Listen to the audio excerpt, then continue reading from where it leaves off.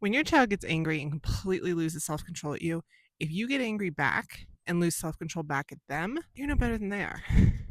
And I know that's hard to hear, but we cannot meet our child's emotions, lack of self-control, and anger with our own lack of self-control, emotions, and anger. Wrath of man does not produce the righteousness of God.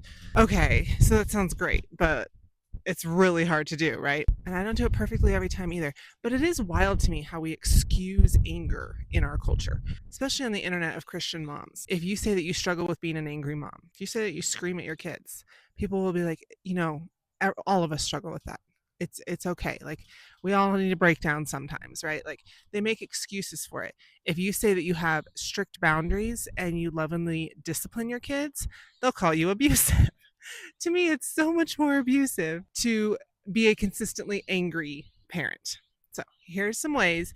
If you are like, I'm sick of yelling at my kids, there's tons of scriptures on it, right? There's tons of principles behind anger. But these are just really practical tips that I found when I feel myself start to like lose self-control. So tip number one, end the behavior quickly. We tend to get angry when we've told a child to do something or not to do something, and they continue to do it and continue to do it, or continue to not do it and ignore us, right? And it goes on. It's like, I told you to do that, or I told you not to do that. And they keep doing it. I told you not to. And finally you're like, I told you. And then you lose it. And then you're screaming and you're saying things that shame them. And it's this whole thing. Versus if they don't obey right away, you stop, you deal with it. I told you to do this, or I told you not to do that. You need to obey the first time. What is obedience? My kids will all say, you obey the first time, all the way, with a happy heart. Did you do that? No. So what is that called? Disobedience. Like, my kids know this whole thing by heart. Sometimes it just takes a verbal reminder and they're like, yep, you're right. Sorry. And they're on it.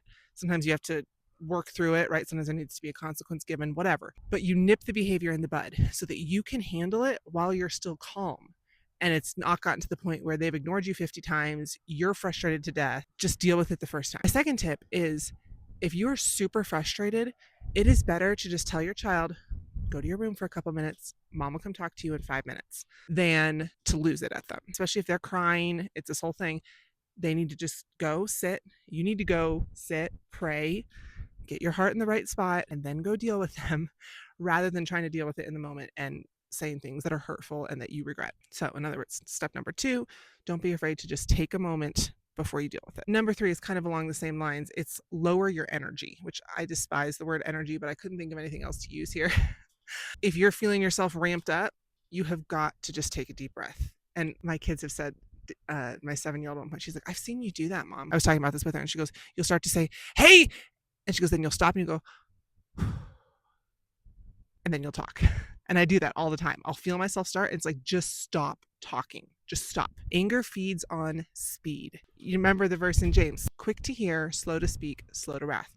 So if we were quicker to listen, slower to speak, slower to wrath, just stop, take a deep breath, give it a second, then say what you need to say. And my last tip is something that has helped me in so many emotional conversations over the years, is purposefully lower your voice. Talk with less emotion, talk with a quieter tone. It's really hard to be out of control and angry when you're forcing yourself to talk slowly and calmly. And I don't have a spiritual principle for it or anything. It's just something that I have personally used over and over again when I know there's going to be an emotional conversation. It's like, okay, Lisa, you have got to keep your voice low and slow. And like, I will speak quieter, I will speak slower. It just helps my emotional state if I force myself to. I guess that's slow to speak. You could use that spiritual principle, but slowing it down. So those are 4 things I was thinking about this morning, how to help if you consistently find yourself getting out of control and being angry as a parent.